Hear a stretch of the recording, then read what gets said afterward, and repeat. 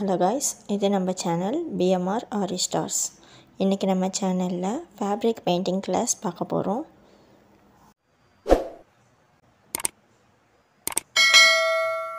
இதுக்கு நான் 000 size round brush எடுத்திருக்கேன்.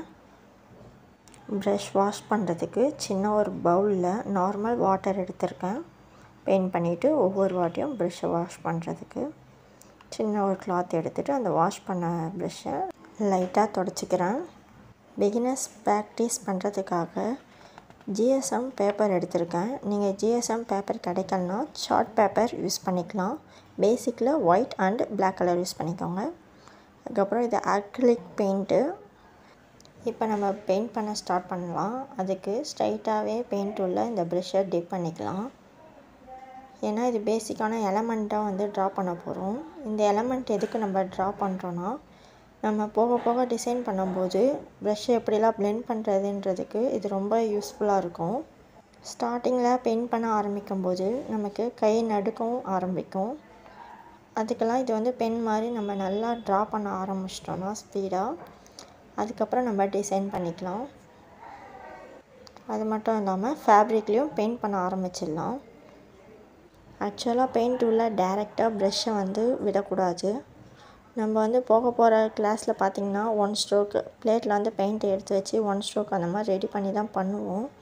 இது நீங்கள் பென் மாதிரி ஈஸியாக பழகணுன்றதுக்காக தான், பிகினர்ஸ்க்காக தான் நான் இந்த மாதிரி ஸ்ட்ரைட்டாகவே இது உள்ளே விட்டு பண்ண சொல்கிறேன். இது எல்லாமே பெயிண்டிங்கோட பேசிக் எலமெண்ட்டு தான்.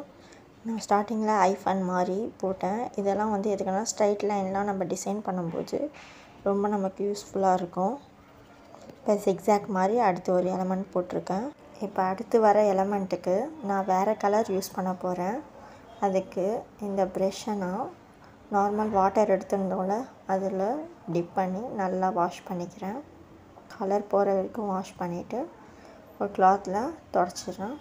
இப்போ அடுத்து யூஸ் பண்ண போகிற பெயிண்ட் உள்ள ப்ரெஷ்ஷை விட்டு பெயிண்ட் பண்ண போகிறேன். இது எதுக்கு நான் கிளாத்தில் ஸ்ட்ரைட்டாக பண்ணாமல் GSM பேப்பர் இல்லைனா சார்ட் பேப்பர் யூஸ் பண்ணுறேன் அப்படின்னா, பிகினர்ஸ்க்கு கிளாத்தில் பண்ணால் கொஞ்சம் கஷ்டமாக இருக்கும்.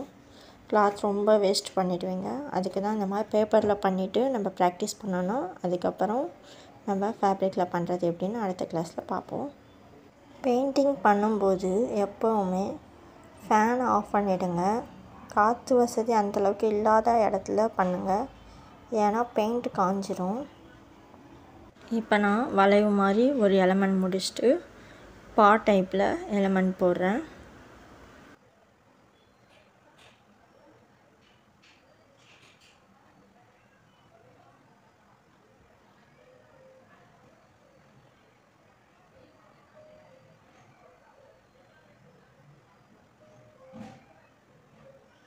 இப்போது அடுத்து வர எலமெண்ட்ஸை நான் வேறு கலர் பெயிண்டில் பெயிண்ட் பண்ணுறேன்.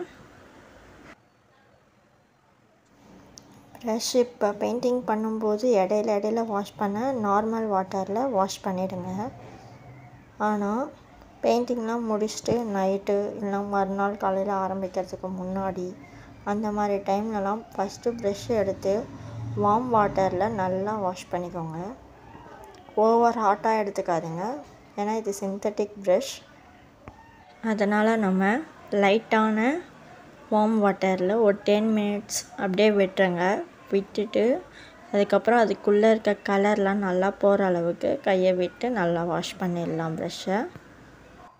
இப்படி பண்ணுறதால ப்ரஷ்ஷில் நல்லா காஞ்சிருந்த பெயிண்ட்லாம் கூட வந்துடும். பெயிண்ட் பண்ணும்போது ப்ரஷ்ஷும் நல்லா வளைஞ்சி கொடுக்கும். அது மட்டும் இல்லாமல் ப்ரஷ்ஷும் ஸ்மூத்தாக இருக்கும், நல்லா லைஃப் வரும். இப்போ இங்கிலீஷ் டைப்பில் ஒரு எலமெண்ட், அதுக்கப்புறம் ஆஃப் சர்க்கிளில் ஒரு எலமெண்ட் போட்டு முடிச்சிட்டோம். இப்போ நம்ம பண்ண போகிறது கொடி டிசைன். ஆரியில் இந்த டிசைன் கொடி டிசைன் சொல்லுவாங்க. இதுதான் இப்போ நம்ம பெயிண்ட் பண்ணுறோம்.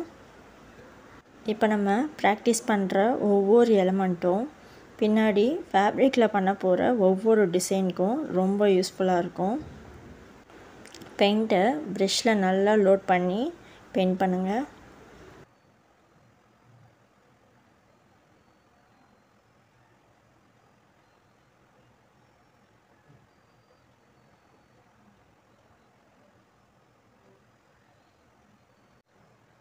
இது வரைக்கும் ஒரு எலமெண்ட்டை சிங்கிள் கலர்லேயே நம்ம பெயிண்ட் பண்ணோம். இப்போ ஒரே எலமெண்ட்டை டபுள் கலரில் எப்படி பெயிண்ட் பண்ணுறதுன்னு பார்ப்போம். இப்போ இது ஒரு எலமெண்ட் தான். மேலே இருக்க வளைவுக்கு நான் ஒரு கலர் யூஸ் பண்ணியிருக்கேன். இப்போ கீழே வரப்போகிற வளைவுக்கு வேறு ஒரு கலர் யூஸ் பண்ணுறேன். இதை நல்லா பார்த்திங்கன்னா நம்ம டபுள் கலர் யூஸ் பண்ணது நல்லா தெரியும். இப்போ நம்ம பெயிண்ட் பண்ண எல்லா எலமெண்ட்டும் நீங்கள் ப்ராக்டிஸ் பண்ண ஆரம்பித்தாலே உங்களுக்கு கை நடுக்கும் குறைய ஆரம்பிச்சிடும். அதுக்கப்புறம் ஃபேப்ரிக்லேயே நீங்கள் நார்மலாக பெயிண்ட் பண்ண ஆரம்பிச்சிருவீங்க. ஸோ பிகினர்ஸ் எல்லாருமே இதை கண்டிப்பாக ட்ரை பண்ணுங்கள். இப்போ எலமெண்ட்ஸ் பெயிண்ட் பண்ணி முடிச்சிட்டோம். இப்போ ஒரு டிசைனை எப்படி பெயிண்ட் பண்ணுறதுன்னு பார்ப்போம். நான் ஆல்ரெடி ஒரு டிசைனை பின்ட்ரெஸ்ட் ஆப்லேருந்து எடுத்து கிளாத்தில் ட்ரேஸ் பண்ணி வச்சுருக்கேன். இப்போ ட்ரேஸ் பண்ணதுக்கு மேலேயே பெனில் ட்ரா பண்ணுற மாதிரி பெயிண்ட் பண்ணிகிட்டே வர மேலே. எப்போவுமே பெயிண்ட் பண்ணும்போது டிசைனுக்கு ஏற்ற மாதிரி கலர் சூஸ் பண்ணுங்கள். இப்போ நான் ஃப்ளவர் டிசைன் சூஸ் பண்ணியிருக்கேன்.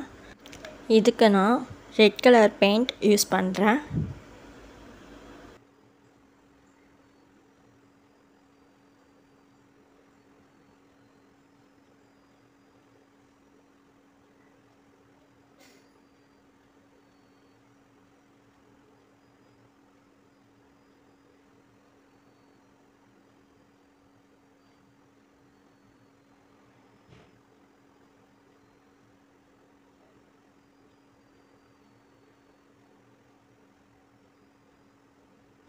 எலமெண்ட்லாம் இப்போ நம்ம நல்லா ப்ராக்டிஸ் பண்ணிட்டு வந்ததால் இந்த டிசைன் பாருங்கள் நமக்கு ஈஸியாக வரைய வருது.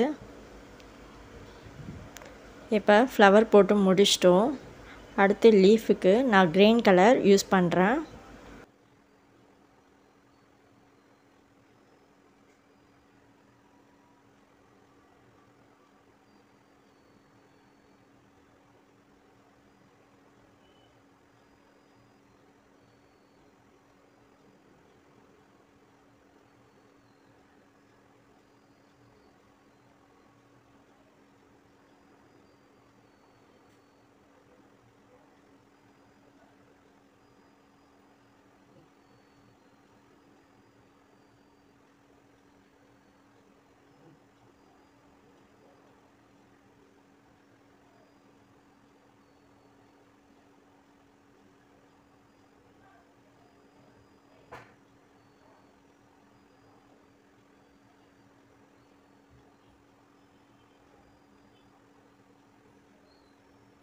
இப்போ லீஃபும் பெயிண்ட் பண்ணி முடிச்சிட்டோம்.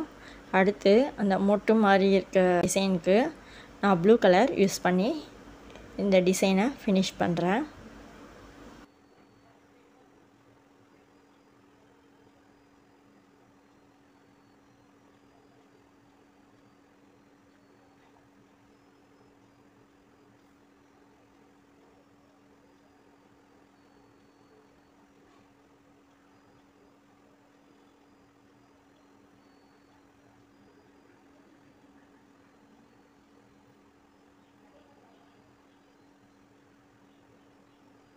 இது பிகினர்ஸ் ப்ராக்டிஸ் பண்ணக்கூடிய ஒரு சிம்பிளான டிசைன் தான். பார்த்திங்கன்னா தெரியும் உங்களுக்கு எவ்வளோ அழகாக இருக்குன்ட்டு. இனி வர கிளாஸில் நம்ம அடுத்தடுத்த டிசைன்ஸ் பார்ப்போம். தேங்க்யூ.